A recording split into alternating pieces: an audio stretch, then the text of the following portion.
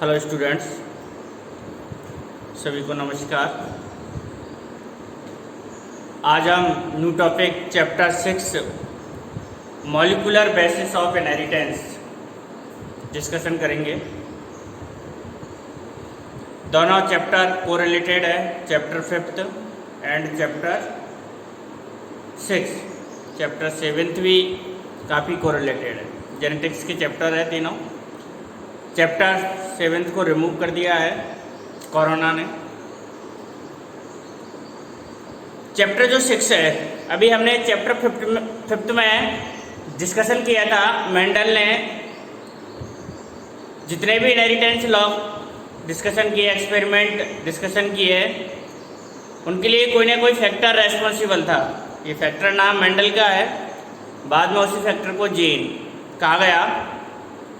तो इन सारे करैक्टर के लिए जो रेस्पॉन्सिबल टर्म थी वो थी जीन।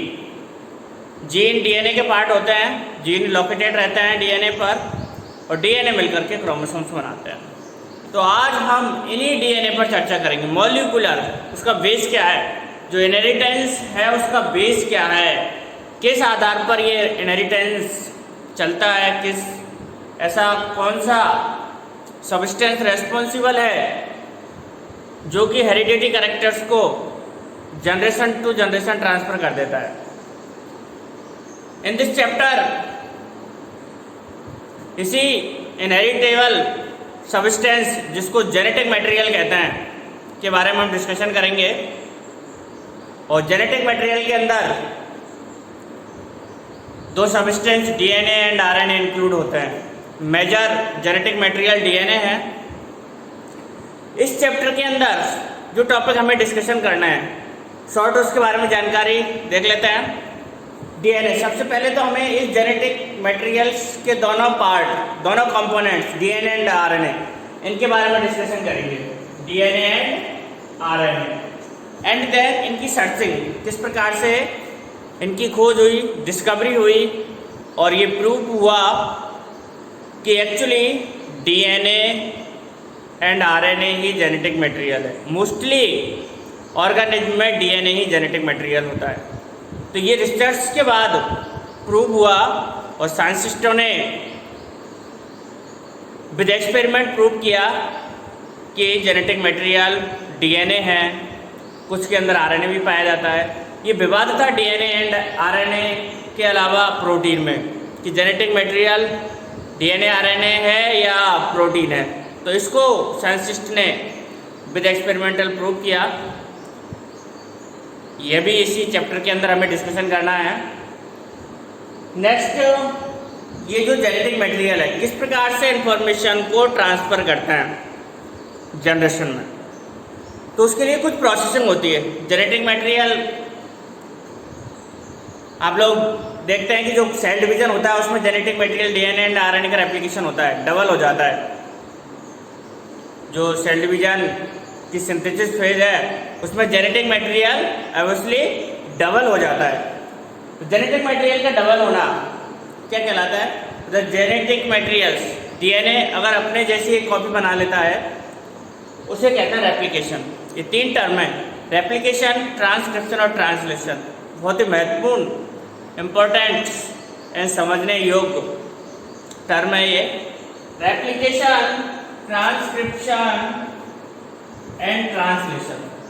ट्रांसक्रिप्शन से रेप्लिकेशन के अंदर तो हम डिस्कशन करेंगे कि डीएनए मेक एक कॉपी ऑफ डीएनए, कि डीएनए अपने जैसी एक कॉपी बना लेता है। ये कंडीशन कहलाएगी डीएनए। इस डीएनए की एक कॉपी बन गई एक्स्ट्रा, इस डीएनए से आरएनए का फॉर्मेशन होगा, एमआरएनए का, और ये कहलाएगा ट्रांसक्रिप्शन। एमआरएनए अमीनो एसिड्स का फॉर्मेशन करेगा और इस प्रोसेस को कहेंगे ट्रांसलेशन। और इस इंफॉर्मेशन को एमआरएनए से अमीनो एसिड्स बनने के लिए कुछ कोडॉन की आवश्यकता होती है। डीएनए और आरएनए की डिटेल से स्ट्रक्चर पढ़ेंगे तब हम इस जेनेटिक कोड के बारे में भी पढ़ेंगे। ट्रिप्लॉइड कोडॉन होते हैं, बहुत ही इम्पोर्टेंट। इनका विवरण पिछले चैप्टर में हमने कुछ डिजीज के बारे में देखा था कि उनमें एक कोडॉन के म्यूटेशन के कारण सिकल सेल एनीमिया को लर्न करो। ये तीनों टर्म बहुत महत्वपूर्ण है, रेप्लिकेशन, ट्रांसक्रिप्शन एंड ट्रांसलेशन। उसके बाद इनमें ये प्रक्रिया जीन के लेवल पर किस प्रकार से रेगुलेट होती है, जीन एक्सप्रेशन, इसके मॉडल ऑपेरॉन का मॉडल है, बहुत ही फेमस मॉडल है। इसके अलावा जो इम्पोर्टेंट दो एक्स्ट्रा एडवांस टॉपिक है, human genome project and DNA fingerprinting, इन दोनों के बारे में भी हमें डिटेल से चर्चा करनी है। तो इस चैप्टर के अंदर ये डिस्कशन करने वाले पॉइंट थे जिनको हम 1 बाय 1 डिस्कशन करेंगे। बहुत ही अच्छा चैप्टर है, बच्चों कोई भी क्लास मिस नहीं करें, रोज़ क्लास 11 सुबह मैं video early in the morning डाल देता हूँ।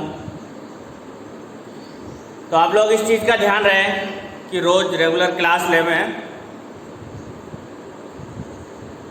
कोई भी वीडियो अगर मिस होता है तो हमें पिछला और आगे वाला है ना, दोनों की लिंक टूट जाती है और समझ में नहीं आता। तो जेनेटिक मटेरियल एक्चुअली में एक प्रकार की केमिकल ही है, डीएनए एंड आरएनए। जब हम इनका कंपोजिशन पढ़ेंगे तब हम देखेंगे कौन कौन से कंपोनेंट्स डीएनए को बनाते हैं and which components made of, इन कौन कौन से कंपोनेंट्स आरएनए को बनाते हैं। तो इट इज बायोकेमिकल सब्सटेंस, ये बायोकेमिकल सब्सटेंस ही होता है सेल्स के जो कि जेनेटिक ट्रेट को कंट्रोल करता है, which controls genetic traits are called genetic material. और DNA and RNA both are genetic material, दोनों ही क्या है, जेनेटिक मटेरियल है। ये हमें अच्छे से पता हो जाना चाहिए कि जेनेटिक मटेरियल्स के अंदर कौन कौन से केमिकल्स को, सब्सटेंस को इंक्लूड किया। तो जेनेटिक मटेरियल के अंदर डीएनए एंड आरएनए दोनों को इंक्लूड किया। इनकी डिस्कवरी के बारे में सबसे पहले फ्रेडरिक मिशर, बहुत ही फेमस साइंटिस्ट थे, फ्रेडरिक मिशर 1869। फ्रेडरिक मिशर 1869 में इन्होंने क्या है कि फर्स्ट आइडेंटिफाई डीएनए को आइडेंटिफाई किया, जिसका नेचर कैसा था, एसिडिक सब्सटेंस था।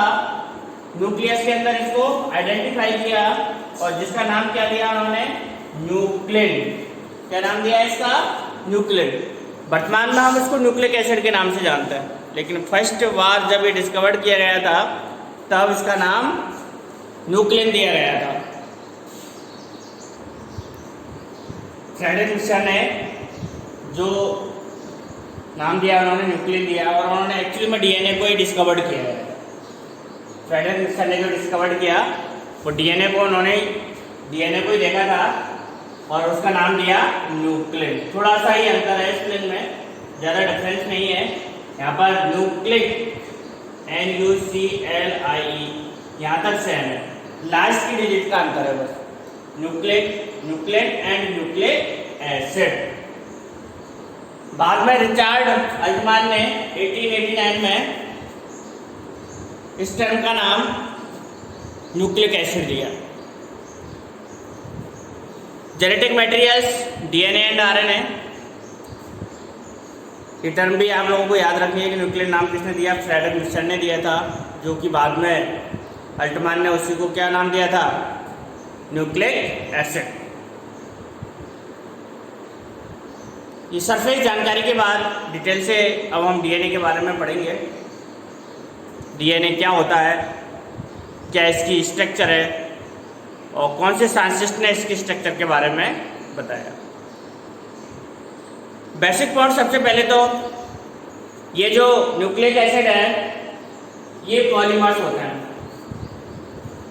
Nucleic acids are polymers of nucleotide,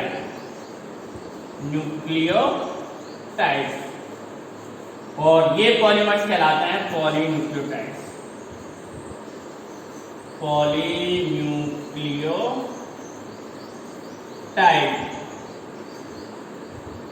सारी कहानी यहीं से स्टार्ट होती है, यानी न्यूक्लिक एसिड पॉलीमर होते हैं न्यूक्लियोटाइड के, और इस प्रकार के न्यूक्लियोटाइड पॉलीन्यूक्लियोटाइड्स कहलाते हैं। तो अब आप लोग समझ गए होंगे कि ये डीएनए और आरएनए एक्चुअली में क्या है, पॉलीन्यूक्लियोटाइड्स। बहुत सारी यूनिट्स है न्यूक्लियोटाइड्स की, तो एक यूनिट का फॉर्मेशन किससे होता है ये हमें डिस्कशन करना है। जनरली डीएनए में शुगर, नाइट्रोजन क्षारक और फास्फोएट, ये nucleic acid DNA and RNA के बेसिक कंपोनेंट्स होते हैं। डीएनए के स्ट्रक्चर्स को अब हम डिटेल से पढ़ते हैं, उसमें ये सारी चीज़ें क्लियर हो जाएंगी।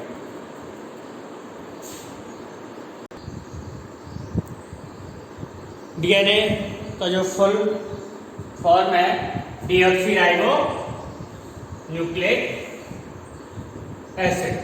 इसकी फुल फॉर्म क्या है?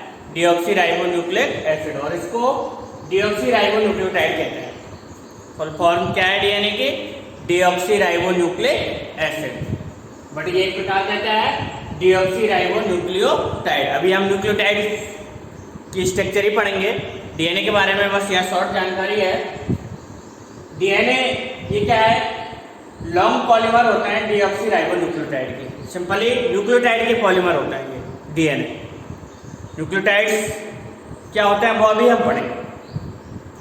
लेंथ ऑफ डीएनए, डीएनए की जो लेंथ होती है वो डिफाइन है नंबर ऑफ न्यूक्लियोटाइड्स।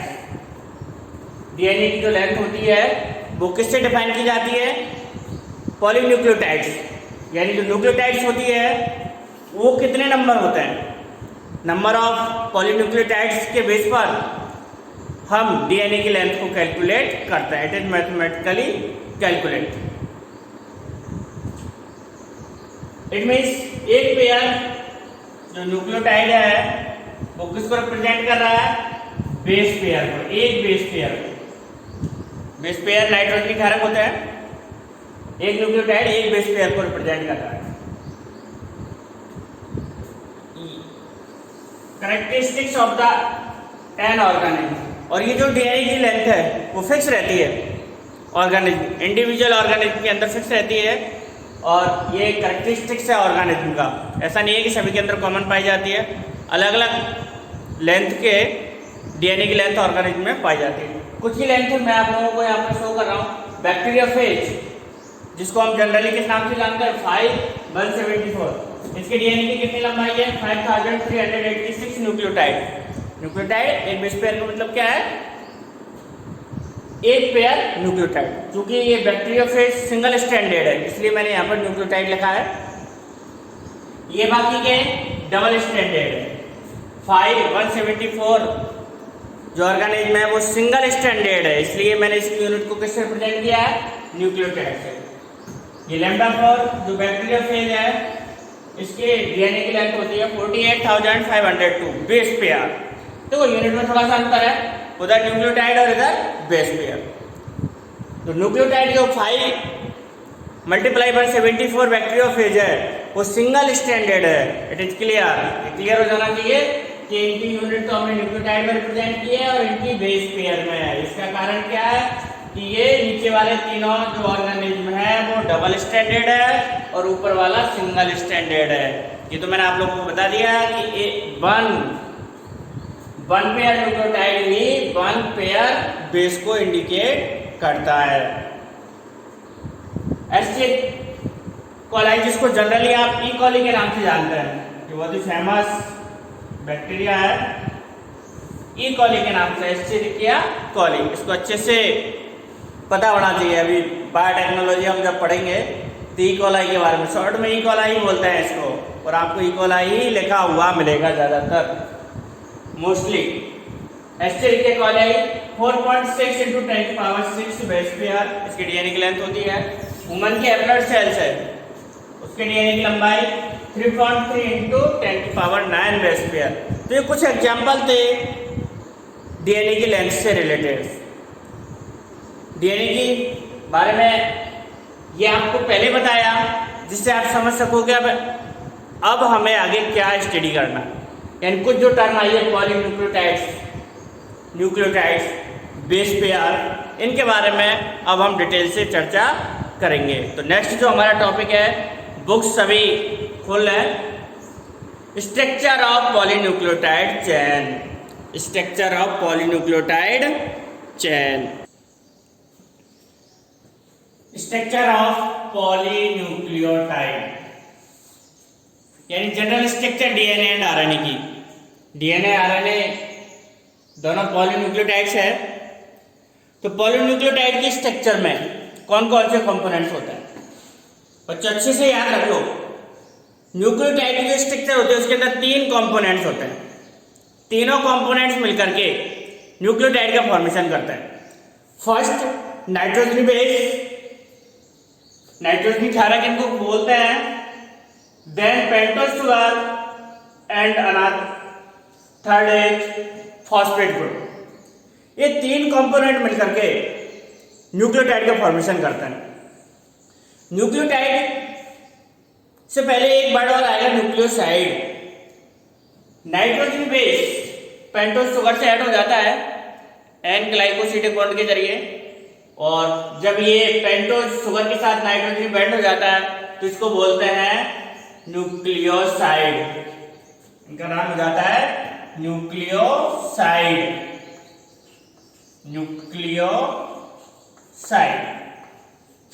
न्यूक्लियोसाइड का फॉर्मेशन हो गया, नाइट्रोजनी बेस पेंटोज शुगर के साथ ऐड हो जाती है और न्यूक्लियोसाइड का फॉर्मेशन कर लेती है। तीसरा कंपोनेंट है फॉस्फेट ग्रुप H3PO4, जिसकी स्ट्रक्चर है PO4 3 आयंस के रूप में पाया जाता है। जब न्यूक्लियोसाइड के साथ फॉस्फेट ग्रुप ऐड हो जाता है H3PO4, ये बना लेता है न्यूक्लियोटाइड, जिसके बारे में हम चर्चा कर रहे हैं। बेसिक कॉन्सेप्ट समझो। सबसे पहले पॉलीन्यूक्लियोटाइड 3 कंपोनेंट से मिलकर के बने होते हैं, nitrogen base, pentose sugar and phosphate group. सबसे पहले नाइट्रोजन बेस पेंटोज शुगर के साथ ऐड होती है और ये दोनों मिलकर के न्यूक्लियोसाइड का फॉर्मेशन करता है, और न्यूक्लियोसाइड के साथ ऐड होता है फॉस्फेट ग्रुप, और फाइनली किसका फॉर्मेशन होता है? न्यूक्लियोटाइड का। तो फर्स्ट कंपोनेंट नाइट्रोजन बेस, ये आपको स्ट्रक्चर में बहुत ज्यादा काम आने वाला है। जब हम डीएनए और आरएनए के स्ट्रक्चर पढ़ेंगे, जेनेटिक कोड पढ़ेंगे, ट्रांसक्रिप्शन पढ़ेंगे, तो आप लोगों को ये पता होना चाहिए कि कौन कौन से नाइट्रोजन बेस होते हैं। Nitrogen base are 2 types. Nitrogen base कितने प्रकार के हैं? 2 टाइप्स के, purine and pyrimidine. First is purine और सेकंड इज पिरिमिडिन। अच्छे से सुन लो, first is purine, second is pyrimidine. Purine nitrogen क्षारक 2 होते हैं, adenine and guanine, A and G. Purine nitrogen base कितने होते हैं? 2 होते हैं, adenine and guanine. That is clear. Next pyrimidine, ये 3 नाइट्रोजन क्षारक होते हैं, साइटोसिन, यूरेसिल एंड थाइमिन। इसको शॉर्ट में सी से इंडिकेट करते हैं, यूरेसिल को यू से और थाइमिन को टी से। इसी प्रकार से एडेनिन को ए से, गुआनिन को जी से। नाइट्रोजन बेस प्रश्न डायरेक्ट मल्टीपल चॉइस क्वेश्चन का यहां से उठ के आता है। डिटेल प्रश्न तो हो ही सकता है, बट वो पूछ लेता है आप लोगों से कि गुआनिन प्यूरिन नाइट्रोजन बेस है या पिरिमिडिन। तो ये आप लोगों को अच्छे से मैं एक बेहतरीन ट्रिक बताऊंगा आप लोगों को, जो आप कभी नहीं भूल सकते। ट्रिक क्या है आप तो वैसे समझ लो। प्यूरिन में कम लेटर है, पिरिमिडिन में मोर लेटर है, दोनों में लेटर ज्यादा है। इसमें 2 है, इसमें 3 है। वेरी सिंपल, याद रह जाएगा। और इनको याद रखने की शॉर्ट ट्रिक है एजी कट। सिंपल बोलो, एजी कट। याद हो गए? एजी कट याद रह जाएगा। एजी कट, एजी कट 2-4 बार बोलोगे तो लाइफ में कभी नहीं भूलोगे। और कौन से प्यूरिन है, कौन से पिरिमिडिन है, सिंपल सी बात है। जो कम है वो कम, जिसके पास लेटर कम है उसमें कम नाइट्रोजन दिखा रहेगा, जिसके पास मोर है उसके पास ज्यादा। तो बहुत शानदार, ये आप लोगों को अच्छे से पता होना चाहिए कौन सा पिरिमिडिन है और कौन सा प्यूरिन है। इनमें भी आप लोग देखिए एडेनिन और गुआनिन दोनों आरएनए और डीएनए दोनों में पाए जाते हैं। एजी जो प्यूरिन नाइट्रोजन बेस है, ये डीएनए में भी प्रेजेंट रहता है और आरएनए में भी प्रेजेंट रहता है। पिरिमिडिन बेस पेयर में साइटोसिन, यूरेसिल और थाइमिन। जो साइटोसिन है ये तो दोनों में पाया जाता है, आरएनए एंड डीएनए बहुत। बट यूरेसिल एंड थाइमिन, ये बात हमें याद रखने की है, प्रश्न यहीं से आता है, यहां से बहुत प्रश्न उठता है। और ये आप लोगों को अच्छे से जब हम ट्रांसक्रिप्शन से ट्रांसलेशन पढ़ेंगे उस वक्त भी आप लोगों को ये चीजें याद रखनी पड़ेगी।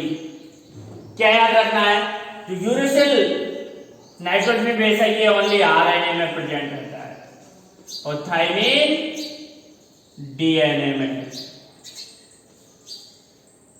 ये याद रखने की बात है। या हम जो सीधे से सिंपल से वर्ड में कहें कि डीएनए में जो थाइमिन पाया जाता है उसके उसके स्थान पर आरएनए में यूरेसिल पाया जाता है। दैट इज क्लियर हो जाना चाहिए, कहीं कोई कंफ्यूजन नहीं होना चाहिए। जो नाइट्रोजनी बेस है वो 2 टाइप्स के, जी का सिंपल मीनिंग प्रिमिडिन 3 होते हैं जिनमें आरएनए में यूरेसिल एंड डीएनए में थाइमिन है। यूं कह सकते हैं कि डीएनए का जो थाइमिन है उसके स्थान पर आरएनए में यूरेसिल पाया जाता है। सेकंड है पेंटोज शुगर, दिखाई दे रहा है।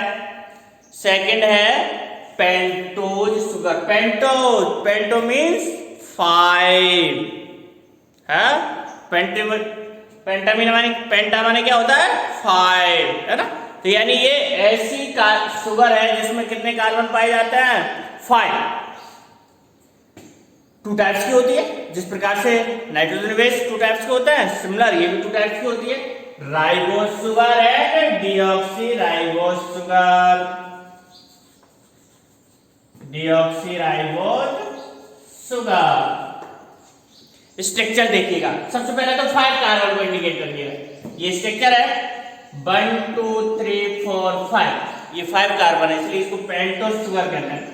दोनों स्ट्रक्चर सिमिलर है, बस थोड़ा सा डिफरेंस है। ये राइबोज शुगर है जो आरएनए में पाई जाती है, then it is deoxyribose sugar जो डीएनए में पाई जाती है। इन्हीं के आधार पर तो इनके नाम है डीऑक्सीराइबोन्यूक्लिक एसिड और राइबोन्यूक्लिक एसिड, इसलिए कहीं कोई कंफ्यूजन होगा ही नहीं कभी लाइफ में। राइबोज शुगर क्या है? राइबोन्यूक्लिक एसिड, डीऑक्सी है इसलिए डीऑक्सीराइबोन्यूक्लिक एसिड। क्या अंतर है? डिफरेंस जल्दी से ढूंढो फटाफट, 2 सेकंड में। क्या अंतर है? बिल्कुल अंतर है सेकंड पोजीशन पर। कार्बन की फर्स्ट पोजीशन सिमिलर है, सेकंड पोजीशन पर आप लोग देख रहे हो कि एक ऑक्सीजन की कमी है इसलिए डीऑक्सी नाम पड़ा है इसका, ऑक्सीजन ऑफ लेक। एक ऑक्सीजन की कमी है तभी तो इसको डीऑक्सी पड़ा है इसका नाम। सेकंड पोजीशन पे एक ऑक्सीजन की कमी है, थर्ड, फोर्थ और ये 5th carbon. That is clear. तो ये आप लोगों को क्लियर हो जाना चाहिए कि राइबोज शुगर आरएनए में, डीऑक्सीराइबोज शुगर डीएनए में पाई जाती है। दोनों शुगरों के अंदर जो डिफरेंस है वो सेकंड पोजीशन पर अंतर है। डीएनए में सेकंड पोजीशन पर एक ऑक्सीजन की कमी होती है इसलिए इसे डीऑक्सीराइबोज शुगर कहते हैं और ये राइबोज शुगर है, इसी से बना है डीऑक्सीराइबोज शुगर। ये तो वैसे कंपोनेंट्स हो गए। फॉस्फेट का तो सिंपल था H3CH4, ज्यादा कुछ है नहीं इसमें। तो ये आप लोगों को पता होना चाहिए कि ये न्यूक्लियोटाइड के 3 कंपोनेंट्स हो गए, घटक। अब ये किस प्रकार से न्यूक्लियोटाइड का फॉर्मेशन करता है, किस प्रकार से इनका लिंकेज होता है। लिंकेज में महत्वपूर्ण होता है bond, N glycosidic bond, phosphoester bond और एन ग्लाइकोसिडिक बॉन्ड। ये 2 इंपॉर्टेंट बॉन्ड्स है जो कि इनको लिंकेज करने में इंपॉर्टेंट रोल निभाते हैं। देखते हैं दोनों वक्त किस प्रकार से इनकी लिंकेजिंग होती है और ये न्यूक्लियोटाइड का फॉर्मेशन करता है। ये दोनों स्ट्रक्चर आप लोगों को दिख रही है। 1 कार्बन पर, देखो मैंने कुछ सिंबल लिख रखे हैं, 1 कार्बन पर नाइट्रोजन बेस ऐड हो जाता है। कौन ऐड हो जाता है? Nitrogen base. नाइट्रोजन का माना कि कौन सा नाइट्रोजन बेस ऐड होगा यहाँ पर? एडेनिन। कौन ऐड हो गया? एडेनिन। तो ऐड होने के लिए कुछ तो चाहिए भाई। कुएं में से पानी निकालोगे, रस्सी और बाल्टी दोनों चाहिए, आपको पानी चाहिए। तो आप रस्सी डालोगे कुएं के अंदर बाल्टी के साथ, तो बाल्टी पानी लाएगी और पानी आपको लाएगी, तो दोनों को जोड़ने का माध्यम कौन हो गया? रस्सी, रॉक।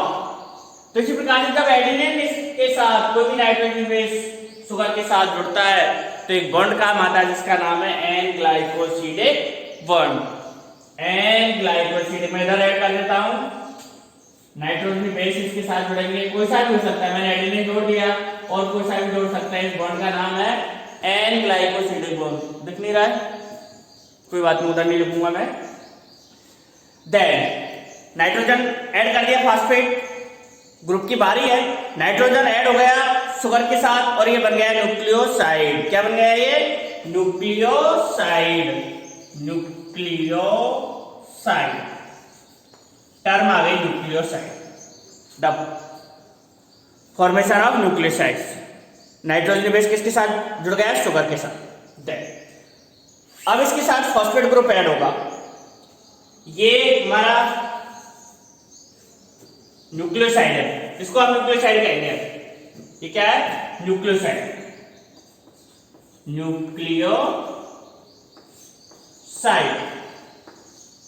क्योंकि इसके अंदर शुगर है और नाइट्रोजन बेस है। नाइट्रोजन बेस हमने एडेनिन ले लिया और कोई सा भी ले सकते हैं, मैं N2 भी लिख दूंगा समझाने के लिए, नो प्रॉब्लम। अब इसके साथ फास्फेट ग्रुप जुड़ेगा तो ये न्यूक्लियोसाइड किसमें बदल जाएगा? न्यूक्लियोटाइड के अंदर। किसमें चेंज हो जाएगा? न्यूक्लियोटाइड के अंदर ये चेंज हो जाएगा।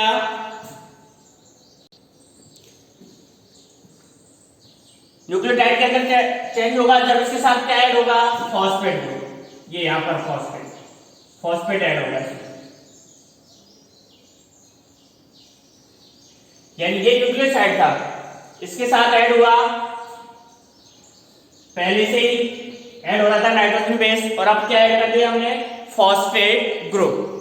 और इसके बॉन्ड का नाम है फास्फो ईस्टर बॉन्ड या लिंकेज, और इसको बोलते हैं न्यूक्लियोटाइड। न्यूक्लियोटाइड।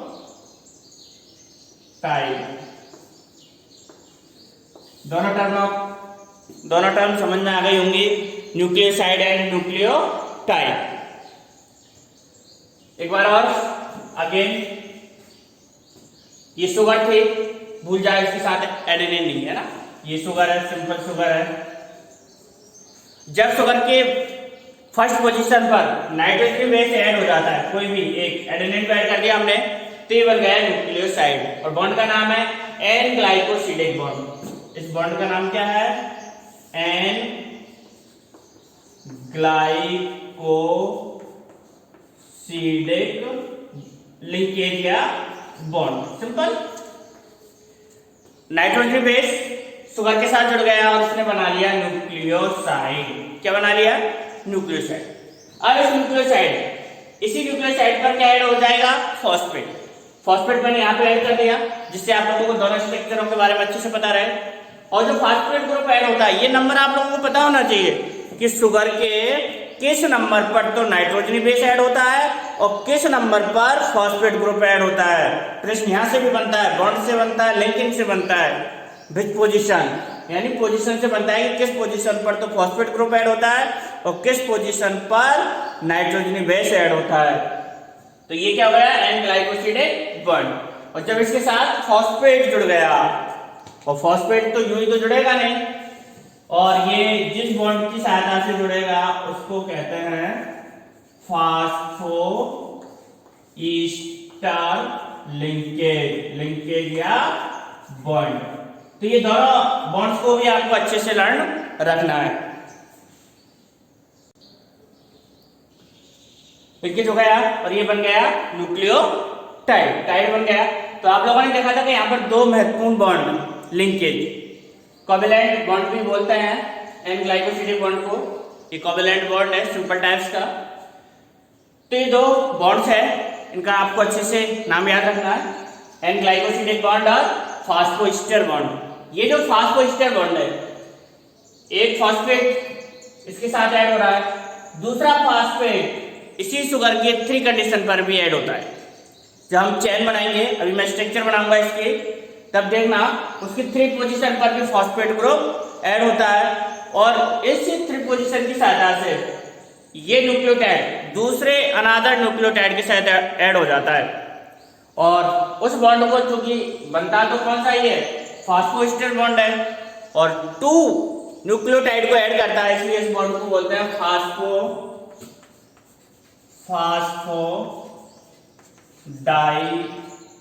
एस्टर बॉन्ड या लिंकेज। मैं इसकी फिगर बना देता हूं आपके सामने।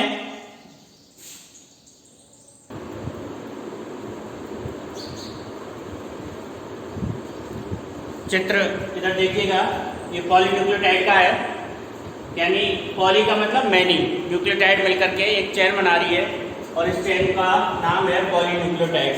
क्या नाम है इसका? Figure polynucleotide chain. ऊपर वैसे लिख रहा है और लिख देता हूँ पॉलीन्यूक्लियोटाइड चेन। पॉलीन्यूक्लियोटाइड, ये लो पॉलीन्यूक्लियोटाइड चेन ही बच गया। न्यूक्लियोटाइड, ये न्यूक्लियोटाइड है, देखिएगा ये वाला है वहां पर।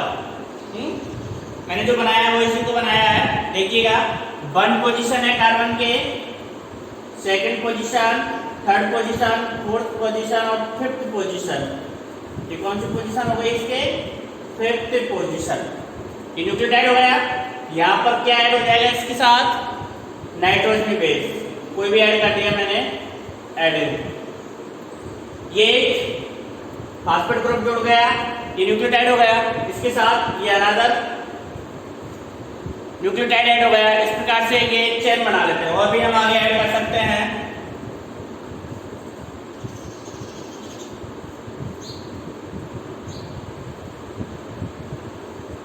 ये इधर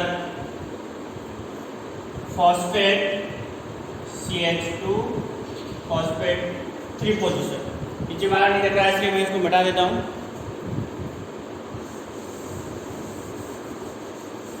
और ये इसकी कहलाएगी 3'।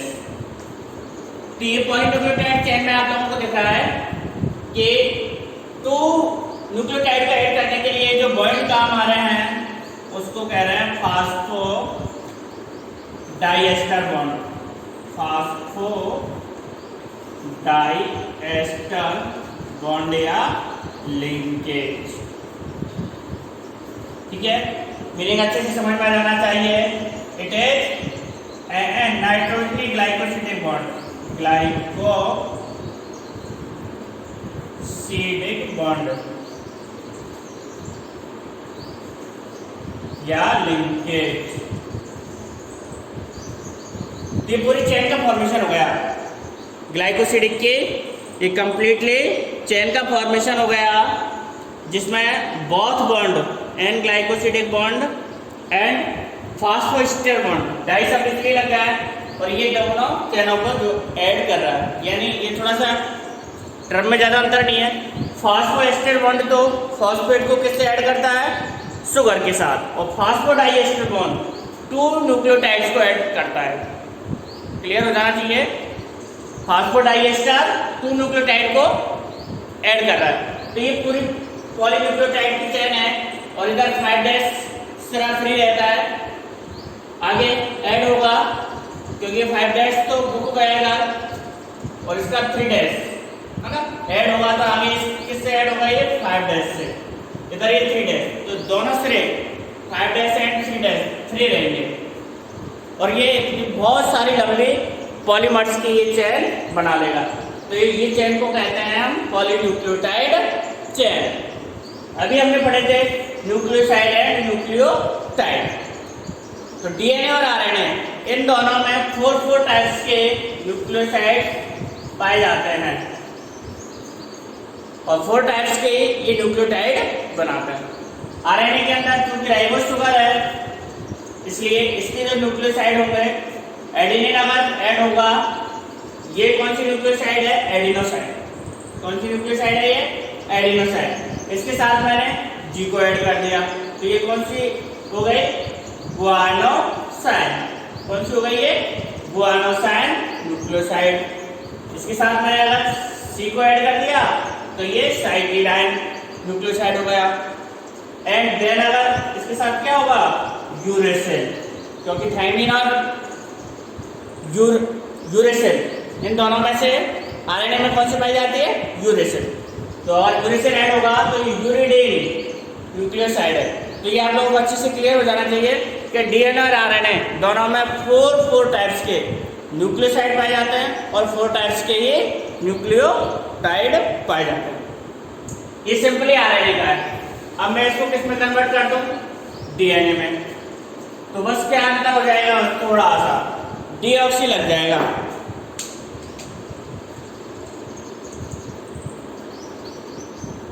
डीऑक्सी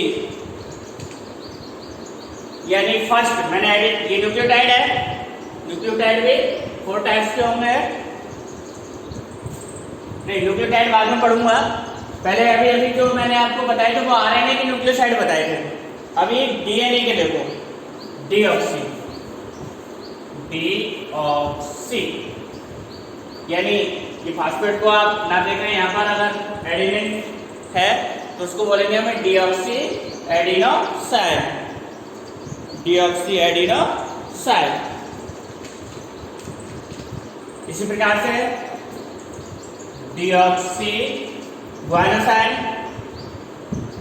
ये डीएनए की न्यूक्लियोसाइड है, और डीऑक्सी साइटिडीन। अब मैं क्या इसको डीऑक्सी कर दूं, नहीं, ये अलग हो जाएगा और इसको कहेंगे डीऑक्सी थाइमिडीन, थाइमिडाइन। तो इन दोनों को आप लोगों ने अच्छे से देखा कि डीएनए और आरएनए दोनों में 4 टाइप्स के न्यूक्लियोसाइड्स पाए जाते हैं। डीएनए और आरएनए में अंतर एक वर्ड्स का था, एक तो डीऑक्सी का, और एक ये 4 टाइप्स के न्यूक्लियोसाइड में भी अंतर था। तो ये थे न्यूक्लियोसाइड। इसी प्रकार से न्यूक्लियोटाइड्स भी दोनों के अंदर 4 टाइप्स के पाए जाते हैं। टाइप ऑफ न्यूक्लियोटाइड, अभी हमने न्यूक्लियोसाइड के टाइप्स देखे थे। सिमिलर आरएनए के अंदर 4 टाइप्स के न्यूक्लियोटाइड होंगे। 1 adenosine monophosphate, second गुआनोसाइन monophosphate, third cytidine monophosphate, fourth cytidine, कौन सा डबल कर दिया साइटिडीन, कोई बात नहीं, और ये फोर्थ थाइमिडीन मोनोफॉस्फेट। आरएनए के अंदर ये 4 टाइप्स के पाए जाते हैं। कितने टाइप्स के पाए जाते हैं, 4 टाइप्स के ये न्यूक्लियोटाइड पाए जाते हैं। सिमिलर डीएनए में थोड़ा सा अंतर है। डीएनए में यही 4 टाइप्स के मिलेंगे। एक तो थाइमिडीन रिप्लेस हो जाएगा, इसके स्थान पर कौन सा मिलेगा, यूरिडाइन। तो मैं डीऑक्सी लगा देता हूं, डीऑक्सी थाइनोसाइन, deoxy guanosine, deoxy cytidine, deoxy uridine. तो ये टाइप्स हो गए डीएनए और आरएनए दोनों में nucleoside and nucleotide. That is ये चेन जो स्ट्रक्चर थी पॉलीन्यूक्लियोटाइड की वो भी कंप्लीट हो गई। एक बार मैं फिर रिपीट कर देता हूँ आप लोगों को, काफ़ी टाइम हो गया सर, आगे वाला भूल गए होंगे, पीछे वाला तो याद रह गया, आगे वाला भूल गए, है ना। तो एक बार मैं रिपीट कर देता हूँ। न्यूक्लियोटाइड जो चेन है उसको पॉलीन्यूक्लियोटाइड कहते हैं, क्योंकि उसमें मैनी पॉलीमर्स, बहुत सारे पॉलीमर्स न्यूक्लियोटाइड के मिलकर के पॉलीन्यूक्लियोटाइड चेन को बनाते हैं। इसके अंदर 3 कंपोनेंट्स रहते हैं, nitrogen base, sugar and phosphate group. Sugar nitrogen base 2 types के होते हैं, purine and pyrimidine. Purine AG, pyrimidine cut. Sugar 2 types की होती है, पेंटोस शुगर 2 टाइप्स की होती है, ribose sugar and deoxyribose sugar. That is clear, यहाँ तक क्लियर हो गया। इसके बाद इनके लिंकेजिंग की बात करते हैं। तो जो शुगर है उसके साथ सबसे पहले नाइट्रोजन बेस जुड़ता है एन ग्लाइकोसिडिक बॉन्ड के जरिए और बनाता है न्यूक्लियोसाइड। न्यूक्लियोसाइड कितने टाइप्स के पढ़े थे हमने, 4 टाइप्स के। आरएनए में 4 टाइप्स का और डीएनए में भी 4 टाइप्स का। नेक्स्ट, न्यूक्लियोसाइड के साथ 3 और 5 पोजीशन पर फॉस्फेट ग्रुप जुड़ जाता है और ये बनाता है न्यूक्लियोटाइड। आरएनए और डीएनए दोनों में 4 टाइप्स के हमने न्यूक्लियोटाइड को डिस्कशन किया। इनकी जो लंबी चेन है वो पॉलीन्यूक्लियोटाइड चेन कहलाती है, जिसका फिगर ये आप लोगों को दिख रहा है। फास्फोडाइएस्टर फॉस्फेट शुगर के साथ जुड़ता है फास्फोएस्टर बॉन्ड के जरिए, और 2 न्यूक्लियोटाइड चेन ऐड होती है फास्फोडाइएस्टर बॉन्ड के जरिए। दोनों जो पॉलीन्यूक्लियोटाइड चेन है उनके बिटवीन फास्फोडाइएस्टर बॉन्ड या लिंकेज पाया जाता है। ये जो चेन है इसमें आप लोगों को दिख रहा है कि इसकी जो बैकबोन बनाने का काम कर रहा है वो कौन कर रहा है? Sugar and phosphate. जो पॉलीन्यूक्लियोटाइड चेन है उसकी जो बैकबोन है वो किसके जरिए बन रही है? Sugar and phosphate. नाइट्रोजनी तो सिर्फ इसके अंश के रूप में, प्रोजेक्ट के रूप में साइड में ऐड हो जाता है। नाइट्रोजनी खारे किस प्रकार से ऐड हो जाते हैं? ये ए है, यहाँ पर टी, यहाँ पर कोई और दूसरा मान लो सी। आगे मैं बताऊंगा जो डीएनए और आरएनए हम पढ़ेंगे। आरएनए तो जनरली सिंगल स्ट्रैंडेड होता है, लेकिन डीएनए डबल स्ट्रैंडेड होता है, यानी ये तो एक सिंगल स्ट्रैंड है पॉलीन्यूक्लियोटाइड का। इसी प्रकार की एक चेन और होती है इसी के एंटी पैरेलल, और वो डीएनए का फॉर्मेशन कहलाती है, डीएनए का फॉर्मेशन करती है। डीएनए का बार्सन एंड क्रिक का डबल हेलिक्स मॉडल बहुत ही फेमस था, जिसमें 2 पॉलीन्यूक्लियोटाइड की चेन एंटी पैरेलल ऐड होकर के डीएनए का फॉर्मेशन करती है। इसके साथ नाइट्रोजन क्षारक के साथ अनदर नाइट्रोजन क्षारक ऐड होंगे। ए के साथ कौन सा होगा? टी। हम 4 ग्राफ के रूल्स पढ़ेंगे, उसमें 4 ग्राफ में ही बताया था, जिसे बार्सन एंड क्रिक को हेल्प मिली थी कि जॉइनिंग किस प्रकार से होती है नाइट्रोजनी क्षारक की। एडेनिन थाइमिन के साथ ऐड होगा और थाइमिन एडेनिन के साथ ऐड होगा, और जो साइटोसिन है, ये लो मेरा हाथ उल्टा पड़ रहा है, ग्वानिन के साथ ऐड होगा। तो ये दोनों नाइट्रोजन बेसों के बीच जो बॉन्ड मिलता है उसका नाम बता सकता है कोई? Hydrogen bond. क्या नाम है इसका? Hydrogen bond. तो ये स्ट्रक्चर आपके डीएनए के स्ट्रक्चर और आरएनए के स्ट्रक्चर को एक्सप्लेन करने में बहुत ही लाभदायक सिद्ध होगी। ये बहुत ही बेसिक है इस चैप्टर का, आगे इसी बेस पर पूरा चैप्टर होना है, इसलिए आप इन चीजों को अच्छे से पढ़ लें, अच्छे से ध्यानपूर्वक देख लें।